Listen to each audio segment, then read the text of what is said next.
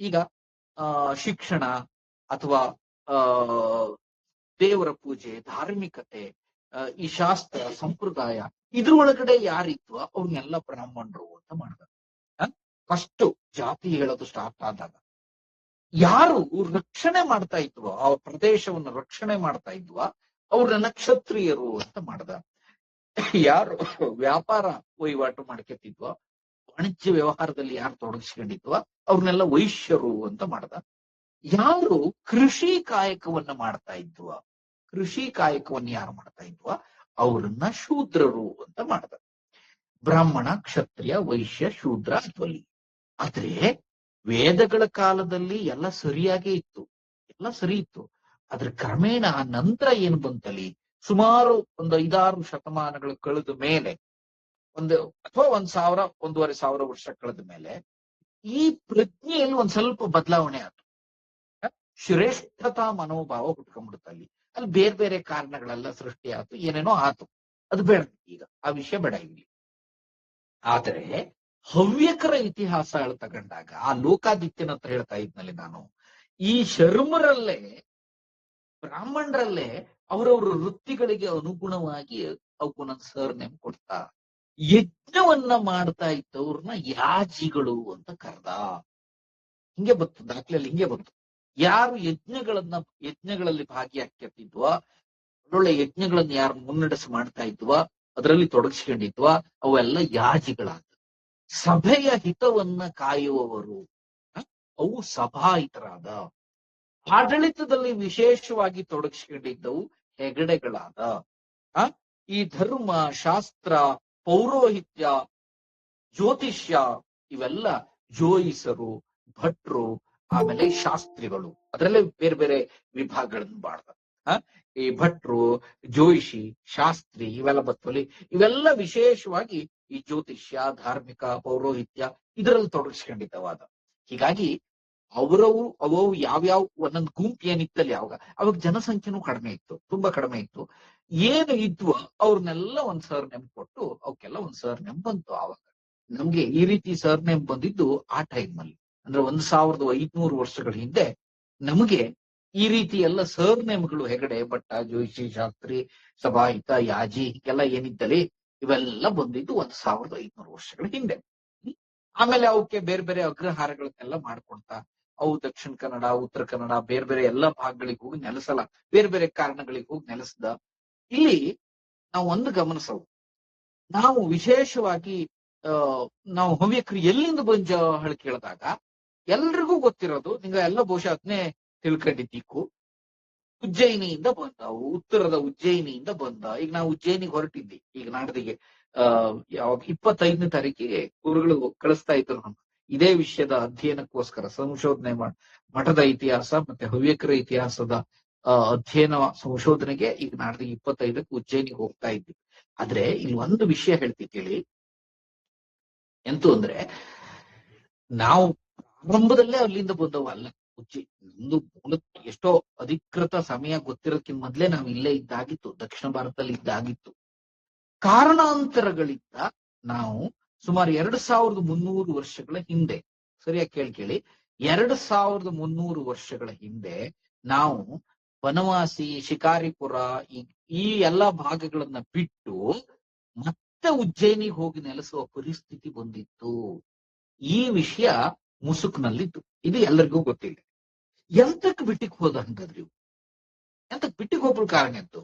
ಈ ದಕ್ಷಿಣ ಭಾರತ, ಅದರಲ್ಲೂ ವಿಶೇಷವಾಗಿ ನಮ್ಮ ದಕ್ಷಿಣ ಭಾರತದ ಪಶ್ಚಿಮ ಕರ್ನಾಟಕದ ಶಿವಮೊಗ್ಗ, ಉತ್ತರ ಕನ್ನಡ ಈ 2 ಜಿಲ್ಲೆ, ಇದು ಹವ್ಯಕರ ಒಂದು ಮೂರ್ಧನ್ಯ ಸ್ಥಾನ ಅಂತ ಹೇಳಕ್ಕೆ ಪ್ರಾಚೀನ ಕಾಲದ ಹೇಳ್ತಾ ಇದ್ದೀನಿ ನಾನು, ತುಂಬಾ ಪ್ರಾಚೀನ ಕಾಲದ ಸಾಕ್ಷಿ ಇದ್ದಿದ್ ಕೆಲವು. ಸೊ ಅದರಲ್ಲೂ ವಿಶೇಷವಾಗಿ ಶಿಕಾರಿಪುರ ತಾಲೂಕಿನ ಸ್ಥಾನ ಕುಂದೂರು, ಈಗಿನ ತಾಳಗುಂದ ಅಂತ ಕರೀತಾ ಅದಕ್ಕೆ. ಅಲ್ಲಿ ನಾನು ತುಂಬಾ ಓಡಾಡಿ ಸಂಶೋಧನೆ ಮಾಡಿ ಅಲ್ಲಿ ಅಗ್ರಹಾರಗಳನ್ನೆಲ್ಲ ಕಂಡುಹಿಡಿದು ತುಂಬಾ ದಾಖಲೆಗಳಿದ್ದು ಬಿಡಿ, ಅದಕ್ಕೆಲ್ಲ ಟಚ್ ಮಾಡತ್ಮೇಲೆ ನಾನೀಗ ಅದು ಯಾಕೆಂದ್ರೆ ಮೂಲ ವಿಷಯ ಬಿಟ್ಬಿಟ್ಟು ಆಮೇಲೆ ಪ್ರಾರಂಭದಲ್ಲಿ ಒಂದಷ್ಟು ನಿಂಗೆ ಹೇಳ್ಕೊಂಡು ಇವತ್ತಿನ ಶೀರ್ಷಿಕೆಗೆ ಬರ್ತೀನಿ. ಅಲ್ಲಿ ಏನಾಯ್ತು ಕೇಳಿದ್ರೆ, ಈ ಬನವಾಸಿಯಲ್ಲಿ ಶಿಕಾರಿಪುರ, ತಾಳಗುಂದ, ಬನವಾಸಿ ಒಂದ್ 35 ಕಿಲೋಮೀಟರ್ ದೂರದಲ್ಲಿ ಇತ್ತು ಅಷ್ಟೇ, ತುಂಬಾ ದೂರದಲ್ಲಿ ಇಲ್ಲ. ಅದೆಲ್ಲ ಒಂದೇ ಭಾಗನೇ ಅದು. ಈಗ ನಮ್ಗೆ ತಾಲೂಕು ಬೇರೆ, ಜಿಲ್ಲೆ ಬೇರೆ ಆಯ್ಕು. ಆದ್ರೆ ಆ ಕಾಲದಲ್ಲಿ ಈಗ 2000 ವರ್ಷದ ಹಿಂದೆ ಅದೆಲ್ಲ ಒಂದೇ ಭಾಗದಲ್ಲಿ ಬರ್ತದೆ. ಅದೆಲ್ಲ ಅಷ್ಟು ವನವಾಸಿ ದೇಶದೊಳಗೆ ಬರ್ತದೆ ಆಗಿತ್ತದು. ವನವಾಸಿ ದೇಶ ಅಂತ ಕರಿತಿದ್ದ ಅವಾಗ. 2300 ವರ್ಷದ ಹಿಂದೆ ಏನಾಗಿತ್ತು, ಎಂತಕ್ಕೆ ಇಲ್ಲಿಂದ ಹವ್ಯಕರು ಬಿಟ್ಟಿಕ್ ಹೋದ, ಶರ್ಮರು ಬಿಟ್ಟಿಕ್ ಹೋದ ಅಂತಂದ್ರೆ, ಎಲ್ರೂ ಅಲ್ಲ, ಕೆಲವ್ರು ಇದ್ದಿದ್ದ ಇಲ್ಲೇ ಪೂರ್ಣ ಬಿಟ್ಟಿಕ್ ಹೋದಿವ್ರೆ. ಅದಕ್ಕೆ ಸಾಕ್ಷಿ ಮಯೂರನ ಕುಟುಂಬವೇ. ಅದಕ್ಕೆ ಸಾಕ್ಷಿ ಎಲ್ರೂ ಬಿಟ್ಟಿಕ್ ಹೋಜಿಲ್ಲ ಹೇಳೋದಕ್ಕೆ ಸಾಕ್ಷಿ ಮಯೂರನ ಕುಟುಂಬವೇ. ಅವು ಎಂತಕ್ಕೆ ಬಿಟ್ಟಿಕ್ ಹೋದ ಅಂತಂದ್ರೆ, ಇಲ್ಲಿ ಬೌದ್ಧರು ಬಂದು ನೆನೆಸ್ಬಿಟ್ಟ. ಬೌದ್ಧರ ಕೇಂದ್ರ ಆಗ್ಬಿಟ್ಟಿತ್ತು ಇದು. ನಮ್ಗೆ ಭೂಮಿಯ ಕೆಳಗಡೆ ಉತ್ಖನನ ಮಾಡಿದಾಗ ಬನವಾಸಿ ಉತ್ಖನನದಲ್ಲೆಲ್ಲ ನಮಗೆ ಸಿಕ್ಕದಷ್ಟು ಬೌದ್ಧ ಕುರುಹನೆ ಅದು ದೊಡ್ಡ ಬೌದ್ಧ ಕೇಂದ್ರ ಆಗಿ ಬೆಳೆದ್ಬಿಡ್ತಿದ್ದು. ಅದು ಅಶೋಕ ಕಾರಣ, ಅದಕ್ಕೆ ಮೌರ್ಯ ಸಾಮ್ರಾಟ್ ಅಶೋಕ್ ಕಾರಣ. ಅವನಿಂದಾಗಿ ವನವಾಸಿ ಒಂದು ಬೌದ್ಧ ಕೇಂದ್ರ ಆಗ್ಬಿಡ್ತು. ಇದಕ್ಕೆಲ್ಲ ಗೊತ್ತಿದ್ದಿಕ್ಕು ಬೌದ್ಧರಿಗೂ ಹಿಂದೂ ಧರ್ಮದ, ಅದರಲ್ಲೂ ಬ್ರಾಹ್ಮಣರಿಗೂ ಆಗ್ಬತ್ತಿತ್ತಿಲ್ಲ ಅವಾಗ. ಅವು ಇದ್ದಲ್ಲಿ ಇವು ಇರ್ತಿದ್ವಿಲ್ಲ, ಇವು ಇದ್ದಲ್ಲಿ ಅವು ಇರ್ತಿದ್ವಿಲ್ಲ.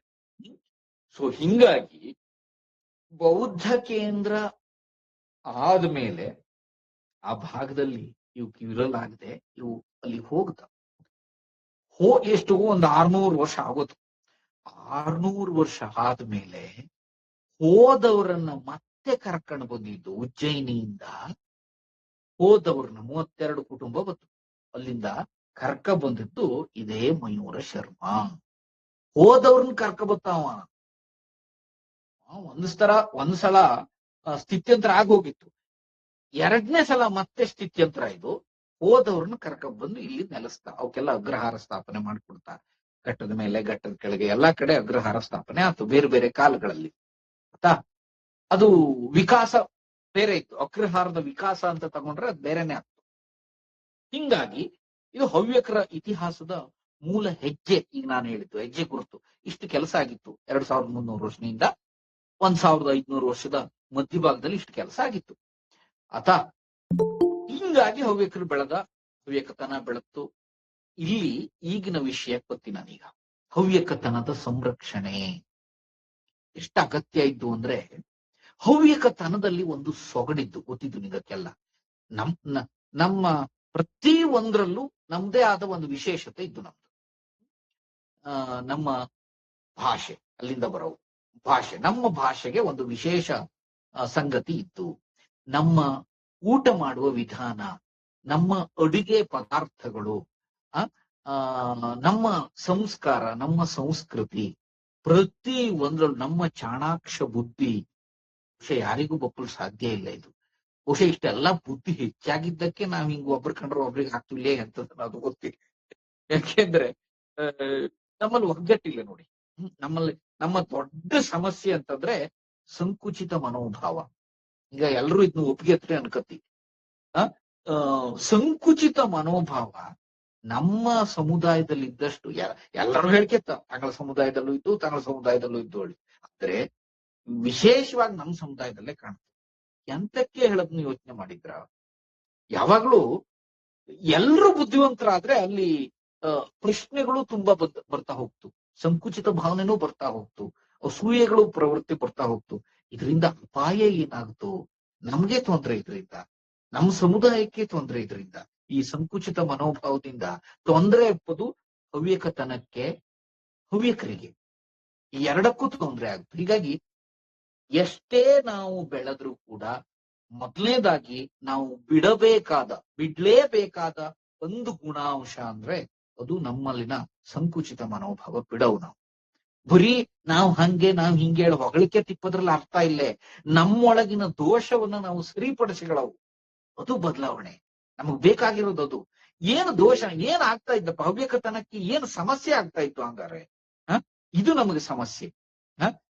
ಹೀಗಾಗಿ ಆ ಭಾವನೆಯನ್ನ ಬಿಡಕ್ಕಾಗ್ತು. ಮೊದಲನೇದಾಗಿ ನೋಡಿ, ಈ ಬದಲಾವಣೆ ಹೇಳುವುದು ಜಗತ್ತಿನ ನಿಯಮ, ಎಲ್ಲರಿಗೂ ಗೊತ್ತಿತ್ತು. ಬದಲಾವಣೆ ಇಲ್ಲದ ಸಮುದಾಯ, ಸಂಸ್ಕಾರ, ಸಂಸ್ಕೃತಿ, ವ್ಯವಸ್ಥೆ ಅದು ಜಡತ್ವಕ್ಕೆ ಹೋಗ್ತದ. ಹೀಗಾಗಿ ನಾವು ಜಡತ್ವಕ್ಕೆ ಹೋಗ್ಲಾಗ ನೋಡಿ, ಒಂದು ಬೇರೆ ಗಟ್ಟಿ ಇದ್ರೆ ಮರ ಸರಿ ಇರ್ತು, ಬೇರೆ ಸರಿ ಇಲ್ಲ ಅಂತಂದ್ರೆ ಮರ ಸರಿ ಇಪ್ಪಲ್ ಸಾಧ್ಯ ಇಲ್ಲ. ನಮ್ ಬೇರ್ ಗಟ್ಟಿನೇ ಇತ್ತು. ನಾವ್ ಏನೂ ತಲೆ ಕೆಡಿಸ್ಕೊಂಬ ಕೆಲಸ ಇಲ್ಲ. ನಮ್ಮ ಬೇರು ಸುಭದ್ರವಾಗಿತ್ತು, ಗಟ್ಟಿ ಇತ್ತು. ಹಿಂಗಾಗಿ ಮರನು ಗಟ್ಟಿಯಾಗಿರ್ತು. ಆದ್ರೆ ಎಲ್ಲೋ ಬಿರುಗಾಳಿ ಶುರುವಾಗಿತ್ತು. ಬದಲಾವಣೆ ಅಂದ್ರೆ ಬಿರುಗಾಳಿಗೆ ಹೋಲಿಸ್ತೀನಿ ನಾನು. ಬಿರುಗಾಳಿಗೆ ಬರ್ತಾ ಇತ್ತು ಸಿಕ್ಕಾಪಟ್ಟೆ. ಆ ಮರ ಹಂಗೆ ಹಿಂಗೆ ಆಡ್ತಾ ಇತ್ತು. ಆದ್ರೆ ಬೀಳ್ತಿಲ್ಲ ಮರ. ಮರ ಬೀಳಲು ಸಾಧ್ಯನೇ ಇಲ್ಲ. ಯಾಕಂದ್ರೆ ಸಿಕ್ಕಾಪಟ್ಟೆ ಗಟ್ಟಿ ಇತ್ತು ಬೇರು ನಮ್ದು. ಆ ಬೇರಿನ ಕಥೆಯೇ ನಾನು ಇಷ್ಟೊತ್ತು ಹೇಳಿದ್ದು. ಬೇರ್ ಗಟ್ಟಿ ಇತ್ತು. ಹಿಂಗಾಗಿ ಮರ ಬೀಳ್ತಿಲ್ಲ. ಹೆದರ್ಕೊಳ್ಳೋ ಅವಶ್ಯಕತೆ. ಎಲೆ ಉದುರುಗೂ ಸ್ವಲ್ಪ ಟೊಂಗೆ ಅಲ್ಲಿ ಇಲ್ಲಿ ಮುರಿಗೂ, ಆದ್ರೆ ಮರ ಬೀಳ್ತಿಲ್ಲ. ಇಷ್ಟು ಲಘು ಅಂತೂ ಮರ ಬೀಳ್ತಿಲ್ಲ ಖಂಡಿತವಾಗಿ. ಈಗ ನೋಡಿ, ನಮ್ಮ ಭಾಷೆ ಯಾರೋ ಒಬ್ರು ಕೇಳ್ದ, ಬೆಳೆದಿದ್ದು ಹೇಗೆ? ಭಾಷೆ, ನಮ್ಮ ಒಂದು ಭಾಷೆಯ ವಿಕಸನತೆಗೆ ತುಂಬಾ ಕಾರಣಗಳಿರ್ತು. 30 ಕಿಲೋಮೀಟರ್ ಭಾಷೆ ಚೇಂಜ್ ಆಗ್ತೋಳು ಹೇಳ್ತಾರೆ. ನಿಂಗೆಲ್ಲ ಗಮನಿಸಿಕ್ಕೋ, ಹವ್ಯಕರ ಭಾಷೆಗೂ ಇದು ಅನ್ವಯ ಆಗುತ್ತೋ. ಈ ಭಾಷಾ ವಿಜ್ಞಾನದ ಪ್ರಕಾರ ಹೇಳಲು ಹೋದ್ರೆ ಪ್ರತಿ 30 ಕಿಲೋಮೀಟರ್ಗೆ ಒಂದು ಭಾಷೆಯ ಶೈಲಿ ಬದಲಾವಣೆ ಆಗ್ತಾಳ. ಭಾಷಾ ವಿಜ್ಞಾನದ ಪ್ರಕಾರ ಗಮನಿಸಿ, ನಮ್ಮ ಭಾಷೆಯಲ್ಲೂ ಹಿಂಗೆ ಆಗಿದೆ. ಸಿರ್ಸಿಯಿಂದ ಸಿದ್ದಾಪುರ ಎಷ್ಟು ಕಿಲೋಮೀಟರ್? 35 ಕಿಲೋಮೀಟರ್. ಸಿರ್ಸಿ ಭಾಷೆಗೂ ಸಿದ್ದಾಪುರ ಭಾಷೆಗೂ ವ್ಯತ್ಯಾಸ ಇದೆಯಾ? ಇದ್ದು ಹೌದಾ? ಸಿದ್ದಾಪುರದಿಂದ ಸಾಗರ ಎಷ್ಟು ಕಿಲೋಮೀಟರ್? 35 ಕಿಲೋಮೀಟರ್ ಅಪ್ರಾಕ್ಸಿಮೇಟ್ಲಿ, ಒಂದು 35 ಕಿಲೋಮೀಟರ್. ಸಿದ್ದಾಪುರ ಭಾಷೆಗೂ ಸಾಗರ ಭಾಷೆಗೂ ವ್ಯತ್ಯಾಸ ಇದೆಯಾ? ಇತ್ತು. ಹಂಗೆ ಸಾಗರದಿಂದ ಶಿವಮೊಗ್ಗ ಒಂದು 80 ಕಿಲೋಮೀಟರ್ ಎಷ್ಟೋ ವ್ಯತ್ಯಾಸ ಇತ್ತು. ಶಿವಮೊಗ್ಗದಲ್ಲಿರೋ ಬ್ರಾಹ್ಮಣರ ಹವ್ಯಕರ ಭಾಷೆಯೇ ಬೇರೆ, ಸಾಗರದಲ್ಲಿದ್ದವ್ರ ಭಾಷೆ ಬೇರೆ. ವ್ಯತ್ಯಾಸ ಹಾಗೆ ಆಗ್ತು ಸ್ವಲ್ಪ ಮಟ್ಟಿಗಾದ್ರು. ಯಲ್ಲಾಪುರದ ಬೇರೆ. ಸಿರ್ಸಿಯಿಂದ ಯಲ್ಲಾಪುರ 50 ಕಿಲೋಮೀಟರ್ ಚೇಂಜ್ ಆಯ್ತು. ಯಲ್ಲಾಪುರದ್ದೇ ಭಾಷೆ ಬೇರೆ ಆಗ್ತು. ಶೃಂಗೇರಿ ಹವ್ಯಕರ ಭಾಷೆಯೇ, ಅವರ ಶೈಲಿಯೇ ಬೇರೆ. ದಕ್ಷಿಣ ಕನ್ನಡ ಅವರ ಹವ್ಯಕ ಭಾಷೆ ಒಂದೇ, ಶೈಲಿ ಎಷ್ಟು ಬದಲಾವಣೆ ಇದ್ದು ನೋಡಿ. ಇಲ್ಲಿ ಗಮನಿಸುವ ಒಂದು ಅಂಶ ಇತ್ತು. ಎಲ್ಲೋ ಒಂದು ಕಡೆ ಸುಮಾರು ಒಂದು 400 ವರ್ಷದ ಹಿಂದೆ ನನ್ನ ಸಂಶೋಧನೆಯಲ್ಲಿ ನಾನು ಕಂಡು ಸತ್ಯ ಹೇಳ್ತಾ ಇದ್ದೆ. 400 ವರ್ಷದ ಹಿಂದೆ ಇಲ್ಲಿ ಒಂದಷ್ಟು ಜನ ನಾವು ಬಹುಶಃ ಕೇರಳದಿಂದ ಇಲ್ಲಿ ಬಂದವು ಇದ್ದ ಕೇರಳದ ಮಲಯಾಳಿ ಭಾಷೆಯ ಪ್ರಭಾವ ಇತ್ತು ನಮ್ಮಲ್ಲಿ. ನಂಗೆ ಒಂದು ಶಾಸನ ಕೂಡ ಇದಕ್ಕೆ ದಾಖಲೆಯಾಗಿ ಸಿಕ್ತು. ಮಲಯಾಳಿ ಭಾಷೆಯ ಶಾಸನದಲ್ಲಿ ಹವ್ಯಕರ ಭಾಷೆಯ ಲಕ್ಷಣ ತುಂಬಾ ಕಂಡಿತ್ತು. ನನಗೆ ತುಂಬಾ ಅಂದ್ರೆ ತುಂಬಾ ಕಂಡಿತ್ತು. ಹಿಂಗಾಗಿ ಎಲ್ಲೋ ಒಂದ್ ಕಡೆ ಮಲಯಾಳಿ ಪ್ರಭಾವನು ನಮಗೆ ಇದರಲ್ಲಿ ಕಾಣುತ್ತು. ಬೇರೆ ಬೇರೆ ಪ್ರಭಾವ ಕಾಣುತ್ತೆ ಇದರಲ್ಲಿ. ಮರಾಠಿ ಪ್ರಭಾವ ಇತ್ತು, ಮಲಯಾಳಿ ಪ್ರಭಾವ ಇತ್ತು. ನೋಡಿ, ನಮಗೆ ಭಾಷಾ ಅಭಿಮಾನ ಸವಾಲುಗಳು ಮಧ್ಯೆ ನಾವು ಹೆಂಗ್ ನಿಂತ್ಗಳ ಹೇಳೋದಕ್ಕೆ, ಬದಲಾವಣೆ ಮಧ್ಯೆ ನಾವು ಎಲ್ಲಿ ನಾವು ಭಾಷೆ ಬಗ್ಗೆ ನಾವು ಎಲ್ಲಿ ಹೆಮ್ಮೆಯಿಂದ ಹೇಳ್ಕೊಂಡಾಗ್ತು ಹೇಳಿ? ಎಲ್ಲಿ ಹೆಮ್ಮೆಯಿಂದ ಹೇಳ್ಕೊಂಡಾಗ್ತು? ಒಂಥರ ಕಾಮಿಡಿಯಲ್ಲಿ ಬಳಸಾಕ್ತು. ನಾವು ವೇದಿಕೆ ಮೇಲೆ ಹವ್ಯಕರ ಭಾಷೆ ಮಾತಾಡೋದು ಅಂದ್ರೆ ಒಂಥರ ಕಾಮಿಡಿ. ಯಾವುದೇ ವೇದಿಕೆಯಲ್ಲಿ ನೋಡಿ, ನಾನು ತುಂಬಾ ವೇದಿಕೆಯಲ್ಲಿ ನೋಡಿದ್ವಿ. ಆದ್ರೆ ಅದು ಕಾಮಿಡಿ ಅಲ್ಲ, ಅದು ಹಾಸ್ಯ ಅಲ್ಲ. ನಮ್ಮ ಭಾಷೆಯ ಪ್ರತಿಧ್ವನಿಸುವಿಕೆ ಇದ್ದಲ್ಲಿ ಅದು ಹಾಸ್ಯ ಅಲ್ಲ. ತುಂಬಾ ವೇದಿಕೆಯಲ್ಲಿ ನಾನು ನೋಡ್ಬಿಟ್ಟು ಬೇಜಾರು ಆಗ್ತಾ ಇದ್ದು. ಅದು ನಾನು ಇನ್ ಯಾವ್ದಾದ್ರು ಒಂದು ದೊಡ್ಡ ವೇದಿಕೆಯಲ್ಲಿ ಹೇಳೋವು ಇದ್ದಿ ಕೂಡ ಇದನ್ನ. ಯಾರು ಕೂಡ ನಮ್ಮ ಭಾಷೆಯನ್ನ ಹಾಸ್ಯಕ್ಕಾಗಿ ಬಳಸಿಕೊಳ್ಳಿ, ದಯವಿಟ್ಟು ಹೆಮ್ಮೆಯಿಂದ ಬಳಸಿಕೊಳ್ಳಿ. ಎಂತಕ್ಕೆ? ಈಗ ನಾವೆಲ್ಲ ಬೇರೆ ಬೇರೆ ಕಡೆ, ಈಗ ಬೆಂಗಳೂರಲ್ಲಿ ಇದ್ಕೊಂಡೆ ಬೇರೆ ಬೇರೆ ಕಡೆ ಕೆಲಸ ಮಾಡಿ ಆಗ್ತಿಲ್ಯಾ? ನಾವು ಕೆಲಸ ಮಾಡೋ ಜಾಗದಲ್ಲಿ ಬಳಸೋಣ, ಏನ್ ಅಪ್ಪದಿದ್ದು? ಬೇರೆಯವಕ್ಕೂ ಕಲ್ಸೋಣ, ಏನ್ ಅಪ್ಪದಿದ್ದು? ನಾ ಮಾತಾಡ್ತಿ ನಾ ಹೆಂಡತಿ ಹತ್ರ ಬಯಸಿರ್ತಿ ಕೂಡ. ನೀವ್ ಎಲ್ಲ ಬದಿಗೂ ನೀವ್ ಎಲ್ಲರ ಹತ್ರ ಹವ್ಯಕರ ಭಾಷೆ ಮಾತಾಡ್ತಾ ಇದ್ಬಿಟ್ರೆ ಎಂತ ಏನೂ ಅನ್ಕತ್ವಿಲ್ಲ. ನಮ್ ಭಾಷೆ ಅವೇ ಕಲೀಲಿ, ಏನೂ ತೊಂದ್ರೆ ಇಲ್ಲ. ನಮ್ ಭಾಷೆಯ ವಿಶೇಷತೆ ಗೊತ್ತಾಗ್ಲಿ. ನಾವು ಹೆಮ್ಮೆಯಿಂದ ಹೇಳ್ಕೊಳ್ಳವು, ಇದು ನಮ್ಮ ಭಾಷೆ ಹೇಳಿ. ಇದು ಹಾಸ್ಯದ ಮಾಧ್ಯಮ ಅಪ್ಪದ್ ಬೇಡ, ಇದು ಒಂದು ಒಳ್ಳೆಯ ಮಾಧ್ಯಮ ಆಗ್ಲಿ. ನೋಡಿ, ಅದಕ್ಕೊಂದು ಒಳ್ಳೆ ಉದಾಹರಣೆ ಹೇಳೋವಂದ್ರೆ, ಈ ದಕ್ಷಿಣ ಕನ್ನಡದಲ್ಲಿ, ಈ ಕೇರಳ, ಕಾಸರಗೋಡು, ದಕ್ಷಿಣ ಕನ್ನಡ, ಈ ಉಡುಪಿ ಭಾಗದಲ್ಲಿ ತುಳು ಎಷ್ಟು ಅಭಿಮಾನದಿಂದ ಬಳಸ್ತಾವು. ತುಳು ಜನರ ಭಾಷಾಭಿಮಾನ ನಮ್ಮ ಮಾದರಿ ಆಗವು. ಅವು ಎಷ್ಟೇ ಎತ್ತರಕ್ಕೆ ಬೆಳೆದ್ರು ಅವರ ಆ ಭಾಷೆಯ ಸೊಗಡನ್ನ ನಾವು ಬಿಟ್ಕೊಡ್ತೀವಿ, ಖಂಡಿತ ಬಿಟ್ಕೊಡ್ತೀವಿ. ಅವ್ರ ಭಾಷೆಯ ಸೊಗಡನ್ನ ಬಿಟ್ಕೊಡ್ತೀವಿ. ಹಿಂಗಾಗಿ ನಾವು ಬಹಳ ಮುಖ್ಯವಾಗಿ ನಾವು ಆಚರಣೆ ಮಾಡುವುದು ಬದಲಾವಣೆ ಎಂಥದ್ದೇ ಆಗ್ಲಿ ಭಾಷೆಯನ್ನ ಬಿಡಲ್ಲ. ನಮ್ಮ ಭಾಷೆಯನ್ನ ನಾವು ಬಿಟ್ಕೊಡಲ್ಲ. ಆಗ ಯಾವುದೇ ಕಾರಣಕ್ಕೂ ನಮ್ಮ ಮಕ್ಕಗೆ ದಯವಿಟ್ಟು ನಾವು ವಿಶೇಷವಾಗಿ ಫಾರಿನ್ ನಲ್ಲಿ ಪೋವು ಅಥವಾ ಬೇರೆ ಬೇರೆ ರಾಜ್ಯದಲ್ಲಿ ಪೋವು ಯಾರು ಎಲ್ಲೇ ಇದ್ರು ಕೂಡ ನಮ್ಮ ಭಾಷೆಯನ್ನ ಮಕ್ಕಗ್ ಕಲ್ಸೋಣ. ಹವ್ಯಕರ ಭಾಷೆಯನ್ನ ಮಕ್ಕಗ್ ಕಲ್ಸೋಣ. ಹವ್ಯಕರ ತನದ ಬಗ್ಗೆ ಅವಕ್ಕೆ ಅಭಿಮಾನ ಬರೋ ರೀತಿಯಲ್ಲಿ ಹೇಳೋಣ. ನಮ್ ಹವ್ಯಕರ ಇತಿಹಾಸವನ್ನ ನಮ್ಮ ಮಕ್ಕಗೆ ನಮ್ಮ ಮೊಮ್ಮಕ್ಕಗೆ ನಾವು ಎಷ್ಟು ಜನಕ್ಕೆ ಹೇಳಿ ಆಗ್ತು ಅಥವಾ ಎಷ್ಟು ಸಂದರ್ಭದಲ್ಲಿ ಹವ್ಯಕರ ಇತಿಹಾಸವನ್ನ ತಿಳಿಸ್ಕೊಡೋ ಪ್ರಯತ್ನ ನಾವು ಮಾಡಿ ಆಗ್ತು. ಮಠ ಮುಖೇನವಾಗಿ ಆಗ್ಲಿ ಅದು ಏನೂ ತೊಂದರೆ ಇಲ್ಲ. ಮಠದ ಮೂಲಕ ಈಗ ರಾಮಚಂದ್ರಾಪುರ ಮಠದಲ್ಲೂ ಮಾಡ್ತಾ, ಸ್ವರ್ಣವಲ್ಲಿ ಮಠದಲ್ಲೂ ಮಾಡ್ತಾ, ನೆಲಮಾವ ಮಠದಲ್ಲೂ ಮಾಡ್ತಾ ಹವ್ಯಕರ ಈಗ ಸ್ವರ್ಣವಲ್ಲಿ ಮಠಕ್ಕೆ ಸಂಬಂಧಪಟ್ಟ ಹೇಳೋವಂದ್ರೆ ಹವ್ಯಕ ಜಾಗೃತಿ ಪಡೆ ಹೇಳೆ ಗುರುಗಳು ಮಾಡಿದ್ರು. ಬೇರೆ ಬೇರೆ ಸಮಸ್ಯೆ ಇದ್ದು ನಿಂಗ ಗೊತ್ತಿದ್ದು ಅದು ವಿಶೇಷವಾಗಿ ಹೆಣ್ಮಕ್ಳ ಸಮಸ್ಯೆ ಅಂಥವು ನಮ್ ಕೈ ತಪ್ಪು ಹೋಪಲ ಆಗ ಹೆಣ್ಮಕ್ಳ ನಮ್ ಕೈ ತಪ್ಪು ಹೋಪಲ ಆಗ ಒಂದು ಜಾಗೃತಿ ಪಡೆಯನ್ನೇ ಮಾಡಿದ್ರು. ಬರೀ ಅದು ಒಂದೇ ಅಲ್ಲದೆ ಆ ಜಾಗೃತಿ ಹೇಳುವುದು ಬರೀ ನಮ್ಮ ಹೆಣ್ಮಕ್ಳ ರಕ್ಷಣೆ ಮಾತ್ರ ಸೀಮಿತ ಮಾಡದ್ ಬೇಡ. ನಮ್ಮ ಸಂಸ್ಕೃತಿ, ನಮ್ಮ ಪದ್ಧತಿ, ನಮ್ಮ ವ್ಯವಸ್ಥೆ, ನಮ್ಮ ಭಾಷೆ ಎಲ್ಲವನ್ನೂ ರಕ್ಷಣೆ ಮಾಡುವಂತ ಜಾಗೃತಿ ಪಡೆಯನ್ನ ನಿರ್ಮಾಣ ಮಾಡ್ಕೊಳ್ಳೋದು. ಎಲ್ಲ ಬರೀ ಅವಕ್ಕೊಂದೇ ಅಲ್ಲ, ಎಲ್ಲವನ್ನೂ ನಾವು ಸಂರಕ್ಷಣೆ ಮಾಡುವಂತ ಒಂದು ಜಾಗೃತಿ ಪಡೆಯನ್ನ ಕಟ್ಟಿಕೊಳ್ಳಕ್ಕಾಗುತ್ತೆ. ನಾವು ಅದರ ಅವಶ್ಯಕತೆ ತುಂಬಾ ಇತ್ತು. ಪ್ರತಿ ಮನೆಯಲ್ಲಿ ನಮ್ಮ ಹವ್ಯಕರ ಇತಿಹಾಸದ ಬಗ್ಗೆ ಹೆಮ್ಮೆ ಬರೋ ರೀತಿಯಲ್ಲಿ ಅಂತ ಹೇಳಲಾಗ ಹೇಳ್ತಾ ಇಲ್ಲೇ ನಾವು ಹೇಳವು ಅದನ್ನ ತಿಳಿಸ್ಕೊಡವು ನಮ್ಮ ಮಕ್ಕಗೆ ಹೆಮ್ಮೆ ಬರೋ ರೀತಿಯಲ್ಲಿ ನಮ್ಮ ಜಾತಿ ಬಗ್ಗೆ ಒಂಥರ ಕಿಚ್ಚು ಬರವು, ಹೆಮ್ಮೆ ಬರವು. ಆ ತರ ಒಂದು ಪ್ರತಿ ಮಕ್ಕಗೆ ತುಂಬಿಸವು ನಾವು. ಅದರ ಅವಶ್ಯಕತೆ ಬಹಳ ಇದ್ದು. ಈಗಂತೂ ಎಷ್ಟು ಒಳ್ಳೊಳ್ಳೆ ಮೀಡಿಯಾಗಳೆಲ್ಲ ಬಂತು ನಮ್ಗೆ. ಈ ಮೊಬೈಲ್ ಅನ್ನ ನಾವು ಅದಕ್ಕೆ ಉಪಯೋಗಿಸ್ಕೊಂಬನ ಹವ್ಯಕರ ಇತಿಹಾಸವನ್ನ ಮಕ್ಕಗೆ, ನಮ್ಮ ಮಕ್ಕಗೆ, ನಮ್ಮ ಮೊಮ್ಮಕ್ಕಗೆ ತಿಳಿಸ್ಕೊಡುವಂತ ಒಂದು ಪ್ರಯತ್ನ ಮಾಡೋಣ. ಅದು ನಮ್ಮ ಬಹಳ ಮುಖ್ಯವಾಗಿ ನಾವು ಭಾಷೆಯ ವಿಷಯದಲ್ಲಿ ಮಾಡಬೇಕಾದಂತ ಸಂರಕ್ಷಣಾ ಪ್ರಜ್ಞೆ ಅದು. ಇನ್ನು ಆಹಾರದಲ್ಲೂ ಸಿಕ್ಕಾಪಟ್ಟೆ ಬದಲಾವಣೆ ಮಾಡ್ಕೊತಿದ್ದ ನಾವು. ನಮ್ಮದೇ ಆದ ಆಹಾರ ಅಳಿದ್ದು ಅಲ್ದ. ಇರ್ಕಲಿ, ತಂಬಳಿ, ಎಷ್ಟು 1000 ಗಟ್ಲೆ ಉದಾಹರಣೆ ಕೊಡ್ಲಕ್ಕ. ಆದ್ರೆ ನಾವು ಎಲ್ಲೇ ಹೊರಗಿರ್ಲಿ, ಎಲ್ಲೇ ಬೇರೆ ದೇಶದಲ್ಲಿದ್ರು ನಮ್ಮ ಆಹಾರ ಕ್ರಮ, ನಮ್ಮ ವಿಶೇಷ ಆಹಾರ ಪದ್ಧತಿಯನ್ನ ನಾವು ಬಿಡಲಾಗ. ಹೆಮ್ಮೆಯಿಂದ ಅದನ್ನೇ ಬಳಸ ನಮ್ಮ ಮಕ್ಕಗೂ ಪಿಜ್ಜಾ ತಿನ್ಲಿ ಅವು.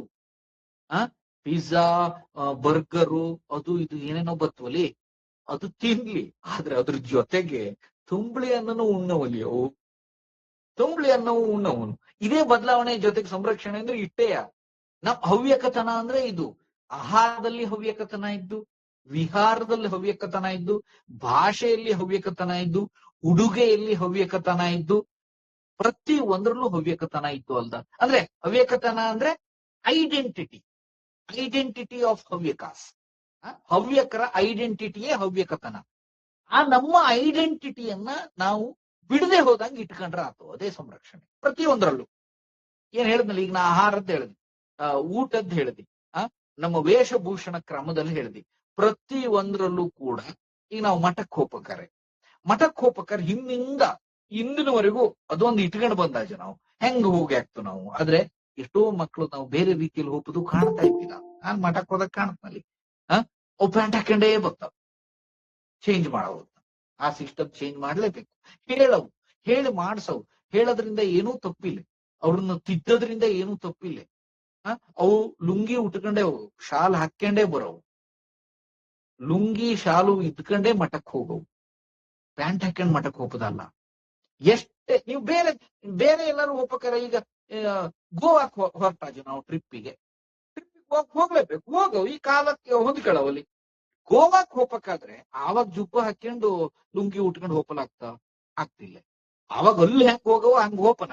ಆದ್ರೆ ಮಠಕ್ ಹೋಗ್ಬೇಕಾರೆ ಹೆಂಗ್ ಬಪ್ಪನ ಹಂಗ ಬಪ್ಪ. ಈ ಗೋವಾಕ್ ಹೋದಾಗ ನಾವು ಮಠಕ್ ಬಪ್ಪಲಾಗ್ತಿಲ್ಲ. ಹೇಳಿ, ಬದಲಾವಣೆ ಜೊತೆಗೆ ಹೊಂದ್ಕೊಂಬುದು ಸಂರಕ್ಷಣೆ ಮಾಡೋದು ಅಂದ್ರೆ ಇದೆ. ಉದಾಹರಣೆ ಕೊಡ್ತಾ ಇದ್ವಿ ನಾವು. ಇದೆಲ್ಲ ಗೊತ್ತಿದ್ದಿದ್ದೇ ಎಲ್ಲರಿಗೂ. ಯಾವ ಹೊಸ ವಿಷಯನೂ ನಾನು ಹೇಳ್ತಾ ಇಲ್ಲ. ಏನೋ ಒಂದ್ ದೊಡ್ಡ ಹೊಸ ವಿಷಯ ತಂದು ಹೇಳ್ತಾ ಇದ್ದೆ ಹೇಳಲ್ಲ. ಹೊಸ ವಿಷಯ ಹೇಳೋದು ಬೇರೆ ಇರುತ್ತೆ. ಆದ್ರೆ ಇದು ಯಾವುದು ಹೊಸ ವಿಷಯ ಅಲ್ಲ. ಇದು ಸಾಮಾನ್ಯರಿಗೆ ಗೊತ್ತಿರೋ ವಿಷಯ. ಆದ್ರೆ ಇದ್ರ ಬಗ್ಗೆ ಯೋಚನೆ ಮಾಡ್ತಾ ಇಲ್ಲ ನಾವು. ಗೊತ್ತಿರೋ ವಿಷಯದ ಬಗ್ಗೆನೇ ನಾವು ಯೋಚನೆ ಮಾಡ್ತಾ ಇದೀಯ ನಾವು ಹೇಳಿ ಅನ್ನಿಸ್ತಾ ಇದ್ವಿ. ಹೀಗಾಗಿ ನಮ್ಮ ಆಹಾರ, ನಮ್ಮ ಭಾಷೆ, ಪ್ರತಿ ಒಂದರಲ್ಲೂ ಕೂಡ ನಾವೀಗ ಎಲ್ಲೋ ಒಂದು ಕಡೆ ವಿಮುಖರಾಗ್ತಾ ಇದ್ದಾಜು. ಅದನ್ನ ಬಿಡವು. ಆಮೇಲೆ ಇನ್ನೊಂದು ನಂಗೆ ಬಹಳ ಮುಖ್ಯವಾಗಿ ಇವತ್ತಿನ ವೇದಿಕೆಯಲ್ಲಿ ಹಂಚ್ಕೊಳ, ಅಪ್ಡೇಟ್ ಆಗವು. ನಾವು ಅಪ್ಡೇಟ್ ಆಗದೆ ಹೋದ್ರೆ ಸಾಧ್ಯ ಇಲ್ಲೇ. ಏನ್ ಅಪ್ಡೇಟ್ ಆಗೋದು ಅಂದ್ರೆ ಪ್ರತಿ ಒಂದರಲ್ಲೂ ಅಪ್ಡೇಟ್ ಆಗವು. ಈಗ ಸುಲಭ ಇಲ್ಲೇ ನಾವಿಲ್ಲಿ ಭಾಷಣ ಮಾಡ್ಲಕ್ಕೂ, ನಾವು ಚರ್ಚೆ ಮಾಡ್ಲಕ್ಕೂ, ಆದ್ರೆ ಅದ್ರ ಅನುಷ್ಠಾನಕ್ಕೆ ತಪ್ಪುದು ಸುಲಭವಾದ ಕೆಲಸವಲ್ಲ. ಆ ಅನುಷ್ಠಾನಕ್ಕೆ ತರ ಕೆಲಸವನ್ನೇ ತುಂಬಾ ಪರಿಣಾಮಕಾರಿಯಾಗಿ ಮಾಡುವು ಹೇಳ್ತಾ ಇದ್ವಿ. ಅದೇ ಅಪ್ಡೇಟ್. ಏನು ಅಂತಂದ್ರೆ ಈಗ ನಾವು ಈಗ ಇಲ್ಲೇ ಉದಾಹರಣೆಯನ್ನು ಕೊಡ್ತೀನಿ. ಈಗ ಭಜನೆಯನ್ನ ಮಾಡ್ತೀರಿ ಹೇಳತ್, ಪ್ರತಿ ದಿನ ಭಜನೆ ಮಾಡ್ತೀರಿ ಹೇಳತ್ತೀವಿ. ಈ ಭಜನೆಯಲ್ಲಿ ನಾವು ಯಾವ ರೀತಿಯಲ್ಲಿ ಹವ್ಯಕತನ ಉಳಿಸ್ಕೊಂಡು ಆ ಸಂಪ್ರದಾಯವನ್ನ ಇಟ್ಕೊಂಡು ಭಜನೆಯಲ್ಲಿ ಹೆಂಗ್ ಅಪ್ಡೇಟ್ ಮಾಡಿ ಈಗಿನ ಹೆಣ್ಣು ಮಕ್ಕಳಿಗೆ ಅದು ಇಂಟ್ರೆಸ್ಟ್ ಬರೋ ರೀತಿಯಲ್ಲಿ ಮಾಡ್ಲಾಕು, ಇದನ್ನ ಯೋಚನೆ ಮಾಡಲ್ದ. ಈಗಿನ ಹೆಣ್ಮಕ್ಕ ಬರೋ ಹೈಸ್ಕೂಲ್ ಒಬ್ಬ ಹೆಣ್ಮಕ್ಕ ಇಲ್ಲಿ ಎಷ್ಟು ಜನ ಇದ್ದ, ಈಗ ಇಲ್ಲಿ ಕಾಲೇಜಿಗೆ ಒಬ್ಬ ಎಷ್ಟು ಜನ ಕಾಣ್ತಾ. ಈಗ ಭಜನೆನೇ, ಈ ಭಜನಾ ಕಾರ್ಯಕ್ರಮದಲ್ಲಿ ಒಂದು 50 ಜನ ಕಾಲೇಜಿಗೆ ಹೈಸ್ಕೂಲಿಗೆ ಒಬ್ಬ ಹೆಣ್ಣು ಮಕ್ಕ ಇದ್ರೆ ಅದು ನಿಜವಾದ ಸಂರಕ್ಷಣೆ. ಈಗ ನಿಂಗೆ ಏನು, ನನಗ್ ಗೊತ್ತಿದ್ದಂಗೆ ಎಲ್ಲಾ ಹಿರಿಯರೇ ಇದ್ರಿ, ಇಲ್ಲಿ ಬಹುತೇಕ ಹಿರಿಯರೇ ಇದ್ದೆ. ನಂಗೆ ಗೊತ್ತಿಲ್ಲ ಯಾರ್ಯಾರಿದ್ದಾರೆ, ನಂಗೆ ಗೊತ್ತಿಲ್ಲ. ಹಿರಿಯರೇ ಇದ್ದಂಗೆ ಕಾಣುತ್ತ. ಈ ಹಿರಿಯರ ಜೊತೆಗೆ ಸಣ್ಣ ಸಣ್ಣ ಮಕ್ಕಳು ಬಂದು ಸೇರ್ಕೊಳ್ಳೋ, ಸಣ್ಣ ಮಕ್ಕ ಈ ಬತ್ವಿಲ್ಲ, ಹಂಗ ಸುಲಭದಲ್ಲಿ ಬತ್ವಿಲ್ಲ ಸಣ್ಣ ಮಕ್ಕ, ಸಾಧ್ಯನೇ ಇಲ್ಲ. ಅವ್ರನ್ನ ಎಳಕಣ ಬಪ್ಪದಿದ್ದಲ್ಲಿ ಅದೇ ಸವಾಲು, ಅದೇ ನಾವು ಮಾಡುವಂತ ಅಪ್ಡೇಟು. ಅವಕ್ ಬೇಕಾದಂಗೆ ನಾವು ಕೊಡಕ್ಕಾಗತ್ತು. ಪ್ರತಿಯೊಂದನ್ನು ಕೂಡ ಅವಕ್ ಬೇಕಾದಂಗೆ ಕೊಡ. ಈಗ ನಾನು ಈ ಇತಿಹಾಸದ ಬಗ್ಗೆ ಉಪನ್ಯಾಸಕ್ಕೆ ಹೋಗ್ತೀವಿ ಎಲ್ಲ ಕಡೆ, ಅಲ್ಲಿ ಕಾಲೇಜಿಗೆ ಎಲ್ಲೆಲ್ಲೋ ಯಾರ್ಯಾರು ಕರ್ದ ಹೋಗ್ತು. ಆದ್ರೆ ನಾನು ಹಳೇ ಸ್ಟೈಲಲ್ಲೇ ಉಪನ್ಯಾಸ ಕೊಡ್ತಾ ಇದ್ರಿ, ಯಾರಿಗೂ ಬೇಡ. ಈಗಿನ ಮಕ್ಕಳಿಗೆ ಅಟ್ರಾಕ್ಟ್ ಮಾಡಲ್ಲ ಆಗುತ್ತಿಲ್ಲ, ಸಾಧ್ಯನೇ ಇಲ್ಲೇ. ಅವಕ್ಕೆ ಬೇಕಾದ ರೀತಿಯಲ್ಲಿ ನಾನು ಕೊಟ್ರೆ ಮಾತ್ರ ನನ್ನ ಮಾತು ಕೇಳ್ತಾ ಕೂತ್ಕತ್ತಾವು, ಇಲ್ಲಿ ಅವ್ರು ಕೂಡ್ತಿಲ್ಲ, ಬೇಡ ಆಗ್ತಾವಕ್ಕೆ. ಹೀಗಾಗಿ ನಾವು ನಮ್ಮ ಹವ್ಯಕತನವನ್ನ, ನಮ್ಮ ಹವ್ಯಕ ಪದ್ಧತಿ, ನಮ್ಮ ಹವ್ಯಕ ಸಂಪ್ರದಾಯ, ನಮ್ಮ ಹವ್ಯಕ ಶೈಲಿಯನ್ನ ಅಪ್ಡೇಟ್ ಮಾಡಿ ಈಗಿನ ಮಕ್ಕಳಿಗೆ, ಈಗಿನ ಯುವಜನತೆಗೆ ಹೆಂಗ್ ರುಚಿಸ್ತೋ ಹಂಗೆ ಕೊಡೋಣ. ಹಂಗಂತ ಸಂಪ್ರದಾಯದ ಎಲ್ಲೆ ಮೀರದ್ ಬೇಡ. ಸಂಪ್ರದಾಯದ ಎಲ್ಲೆಯನ್ನ ಮೀರದೆ ಬದಲಾವಣೆ ಜೊತೆಗೆ ಕ್ರಿಯಾಶೀಲತೆಯನ್ನ ಅಳವಡಿಸ್ಕೊಂಡು ಕ್ರಿಯೇಟಿವಿಟಿಯನ್ನ ತುಂಬಿ ಪ್ರತಿಯೊಂದನ್ನು ಕೊಡೋಣ. ಊಟದಲ್ಲಿ ಮಾಡಲ್ ಗೊತ್ತಿಲ್ಯಾ? ಖಂಡಿತ ಗೊತ್ತು. ಭಾಷೆಯಲ್ಲಿ ಮಾತ್ರ ನಾವು ಬದಲಾವಣೆ ಏನ್ ಮಾಡಲ್ ಗೊತ್ತಿಲ್ಲ, ಇದ್ದಿದ್ದೇ ಹೇಳಕ್ಕಾಗ್ತು. ಆದ್ರೆ ನಾವು ಏನು ಹೇಳೋದೇನು ಮಕ್ಕಳಿಗೆ ಅಂದ್ರೆ ಆ ಭಾಷೆಯ ಬಗ್ಗೆ ಅಭಿಮಾನ ತುಂಬ. ತುಳು ಉದಾಹರಣೆ ಕೊಟ್ಟನಲ್ಲಿ ನಾನು ಬಿಡ್ತಿಲ್ಲ ನೋಡಿ, ಅವು ಎಲ್ಲುವ ಬಿಡ್ಲಿ ನೋಡ, ನಾವು ಸಾಧ್ಯನೇ ಇಲ್ಲ. ಈ ಮುಸ್ಲಿಮರು ಉರ್ದು ಬಿಟ್ಕೊಟ್ಬಿಡ್ತವ, ಎಲ್ಲಾದ್ರೂ ಉರ್ದು ಇಲ್ಲದೆ ಮಾತಾಡ್ತವ. ಒಂದೆರಡು ಜನ ಸೇರ್ದ ಅಂದ್ರೆ ಉರ್ದುದಲ್ಲೇ ಮಾತಾಡೋದು. ಅವ್ರ ಲಕ್ಷಣ ಅದು, ತಪ್ಪು ಹೇಳೋದು ಗೊತ್ತಿಲ್ಲ ನಾವು. ಅವರವರ ಲಕ್ಷಣವನ್ನ, ಅವರವರ ಸಂಪ್ರದಾಯವನ್ನ ಅವು ಕಡ್ಡಾಯವಾಗಿ ಪಾಲನೆ ಮಾಡ್ಲೇಬೇಕು. ಮಾಡಿದ್ರೆ ಮಾತ್ರ ಅದು ಉಳಿತು, ಇಲ್ಲದೆ ಹೋದ್ರೆ ಉಳಿತಿಲ್ಲ.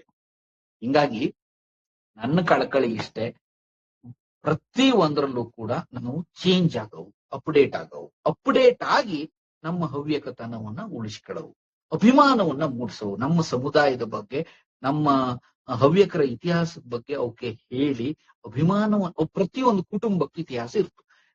ನಮ್ಮ ಕುಟುಂಬದ ಇತಿಹಾಸವನ್ನ ನಾವು ಹೇಳಾಗ್ತಾ ಮನೆಯಲ್ಲಿ ನಮ್ಮ ಅಜ್ಜ, ನಮ್ಮ ಮುತ್ತಜ್ಜನ ಸಾಧನೆಯನ್ನ ಮಕ್ಕಳಿಗೆ ಪರಿಣಾಮಕಾರಿಯಾಗಿ ಹೇಳಿದ್ರೆ ಅಭಿಮಾನ ಬತ್ತು. ಉಲ್ಟಾ ಹೇಳಿದ್ರೆ ಅವ್ ಬೇರೆ ರೀತಿನೇ ಹೋಗಿ ಹೋಗ್ತದೆ. ಹೀಗಾಗಿ ಅಭಿಮಾನ ಬರೋ ರೀತಿಯಲ್ಲಿ ನಮ್ಮ ಕುಟುಂಬದ ಹಿನ್ನೆಲೆಯನ್ನ ನಮ್ಮ ಮಕ್ಕಳಿಗೆ, ಮೊಮ್ಮಕ್ಕಳಿಗೆ ತಿಳಿಸ್ಕೊಟ್ರೆ ಖಂಡಿತವಾಗಿಯೂ ಬತ್ತು, ಪ್ರೀತಿ ಹುಟ್ಟುಗತ್ತು. ಹಂಗೆ ಕುಟುಂಬದ ನೆಕ್ಸ್ಟ್ ಸ್ಟೆಪ್ ಹೋಗಿ ನಮ್ಮ ಜಾತಿ ಬಗ್ಗೆ ಹೇಳೋ, ಅದು ಬಹಳ ಸೆನ್ಸಿಟಿವ್ ಮ್ಯಾಟ್ರು. ಹೊರಗಡೆ ಎಲ್ಲೋ ಹೇಳೋದಲ್ಲ, ಅದು ಹೇಳಲ್ಲ ಆಗ್ತಿಲ್ಲ ಕೂಡ. ಆದ್ರೆ ಅದನ್ನ ಮನೆಯ ಒಳಗಡೆ ಹೇಳಿ ಅವ್ರನ್ನ ತಿದ್ದಣ, ಅವ್ರನ್ನ ಸರಿ ಮಾಡೋಣ, ಅವ್ರನ್ನ ಅಪ್ಡೇಟ್ ಮಾಡೋಣ, ಅವ್ರನ್ನ ಇಟ್ಕಂಬನ, ಅವು ಹವ್ಯಕತನವನ್ನ ಪಾಲನೆ ಮಾಡ್ಕೊಂಡು ಸದಾಕಾಲ ಹೋಗೋ ರೀತಿಯಲ್ಲಿ ಮಾಡ್ಕೊಂಬನ ಆಗ್ತೋದು. ಅಷ್ಟಿದ್ದು ಆದ್ರೆ ಅಸಾಧ್ಯ ಅಲ್ಲ. ಹಿಂಗಾಗಿ ನಾವು ಪ್ರತಿ ಒಂದ್ರಲ್ಲೂ ಬದಲಾವಣೆ ಹಬ್ಬನ ಜೊತೆಗೆ ಅಪ್ಡೇಟ್ ಆಗಿ ನಮ್ಮ ಹವ್ಯಕತನವನ್ನ ಉಳಿಸ್ಕೊಂಡು ಹೋಪನ ಹೇಳೋದು ನನ್ನ ಒಂದು ಅಭಿಪ್ರಾಯ ಅಂಶ ಈ ಸಂದರ್ಭದಲ್ಲಿ. ಈಗ ನಿಂಗೆ ಎಲ್ಲ ಒಂದು ಸ್ವಲ್ಪ ನಿಂಗಳ ಒಂದು ಅಭಿಲಾಷೆಯನ್ನ ಹಂಚ್ಕೊಂಡ್ರೆ ನಂಗೂ ಖುಷಿ ಆಗ್ತು. ಸೊ ರಮಾನಂದ್ ಹೆಗಡ್ರಿಗೆ ತುಂಬಾ ಧನ್ಯವಾದ. ಇಷ್ಟೊತ್ತು ನಿಮ್ ಜೊತೆಯಲ್ಲಿ ಇಷ್ಟೊಂದು ಚರ್ಚೆಯಲ್ಲಿ ಮಾತಾಡಲ್ಲಿ, ನಮ್ಮ ವಿಷಯದ ಬಗ್ಗೆನೆ ಒಂದಷ್ಟು ಮಾತಾಡಲ್ಲೇ ಒಂದು ವೇದಿಕೆ ಸೃಷ್ಟಿ ಮಾಡಿ ಅವ್ರು 2-3 ವರ್ಷದಿಂದ ತುಂಬಾ ಪ್ರಾಮಾಣಿಕವಾಗಿ ಕಷ್ಟಪಟ್ಟು ಮಾಡ್ತಾ ಇದ್ರು. ಒಳ್ಳೇದಾಗ್ಲಿ. ನಾನಂತೂ ಈ ವೇದಿಕೆಯಲ್ಲಿ ಸದಾಕಾಲ ನಿನ್ನ ಜೊತೆಯಲ್ಲಿ ಇದ್ದೇ ಇರ್ತಿ ಅಂತ ಹೇಳ್ತಾ, ಈಗ ನಿಂಗಳ ಅಭಿಪ್ರಾಯವನ್ನ ಹಂಚಿಕೊಂಬಲೆ ಅವಕಾಶ ಇತ್ತು. ಎಲ್ರಿಗೂ ಧನ್ಯವಾದ.